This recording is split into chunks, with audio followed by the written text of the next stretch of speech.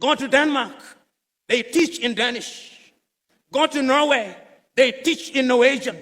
Go to Sweden, they teach in Swedish. Go to Finland, they teach in Finnish. Go to Korea, they teach in Korean. Go to China, they teach in Chinese. Go to Japan, they teach in Japanese. Then they meet the world. But you and me, here I am waxing eloquent in English. We were told that all the education we had acquired meant nothing. So that if you are eloquent in Ga or in Chui, you are not intelligent. You are only intelligent in English. You can only be intelligent in French, in Portuguese. We now know that that is nonsense. When that great Nigerian musician in the 1980s, fella Nicola Pokuti said, "Teacher, don't teach me nonsense," he meant it. He was reminding us that we must examine our education system. You know, when the British came here and they were establishing schools across Africa, and then when they were establishing Achimota, which is famous for producing great Ghanaians, the intention was to produce young men and women who would support the colonial empire. The intention was the same in Uganda with Budo's King's College. It was the same in Kenya with the Alliance schools. As Chinua Achebe says, the white man was clever. He came and put a knife in the things that held us together, and things fall apart. That we have now become famous for producing graduates in agriculture, some of whom, if you allow me a little latitude and hyperbole, cannot distinguish between a goat and a sheep. When we want to build our roads, we have engineers, most of whom today, if you do not address them as engineers so and so, they rise up, ready to beat you up. But yet, when we are building our highway from Accra through to Winneba, through to Cape Coast, through to La Côte d'Ivoire, it is the Chinese that I see, which calls into question, what type of engineering are we teaching? We are producing doctors, and they are good, some of them. But yet, when those of us who have the ability are sick, unless they do not know, they want to be airlifted to Dubai and to Germany. They have no faith in our medical system. When we are sick during COVID, all Africa is crying to America, "Oh, give us Moderna, give us Pfizer," to the Russians, "Give us Sputnik." We are crying. Yet we have universities with professors in medicine. We must re-examine our education system, even in matters as mundane as sports, which is a multi-billion-dollar industry. The United States of America offers our young men and women scholarships to study sports. Our universities don't. Football is a multi-billion-dollar industry. But yet, when one of the masters of ceremony was speaking in jest, it is not the anthem of Asante Kotoko that he remembered, but that of Liverpool, "We shall not walk alone." Theosagiefo was right when he said, we may actually solve the economic problem. We may even solve the political problem.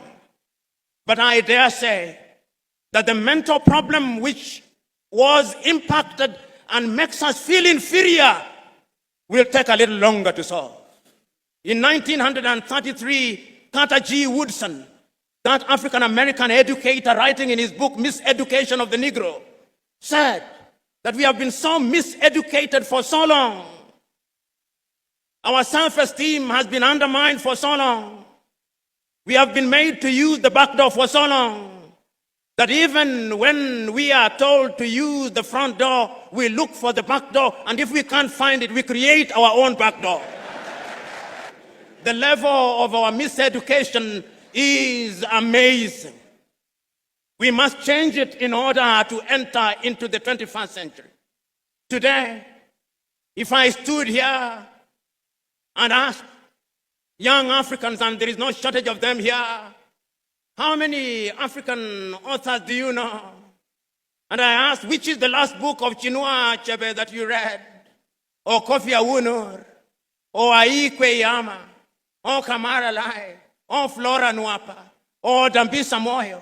Or more recently, Chimama and Ngozi Adichie? Or Yagiansi? How many have? We have been made to believe that it's only Shakespeare and Charles Dickens that matter. The Osagiefo, to whom Africans owe an apology, wrote in his great book, Neocolonialism, the last stage of imperialism, and the most dangerous. We are in that stage. That stage when the colonizer still wants us to believe that our literature is inferior, that our science does not exist, that our mathematics does not exist, that we have no medicine to talk about, that we cannot mine beyond Galamsey, that we cannot extract our own oil, that we have no business being in robotics and cryptocurrency, that we must be consigned to the Museum of History alongside the spinning wheel, that we have no business being in the jet age. That is what we are being told. And my fear is that we appear to be believing it. If we are to give meaning to our independence, then education must be our focus. So said Ethiopia's Haile Selassie.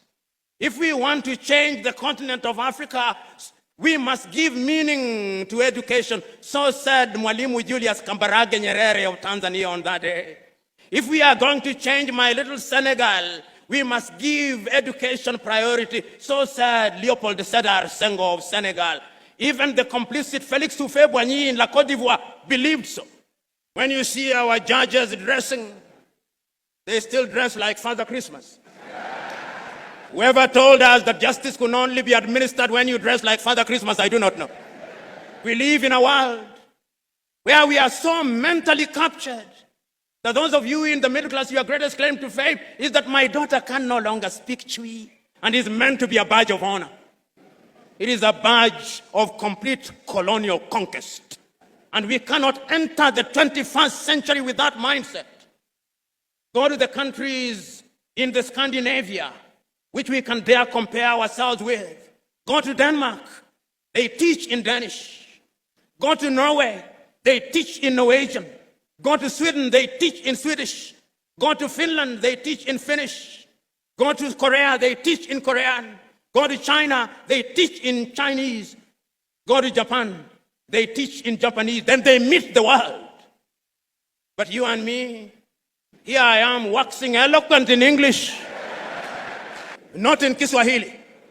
We must revamp our curriculum. I suspect you are either using Samsung or Huawei. What did China do 30 years ago? They made a decision that we are going to change our education system.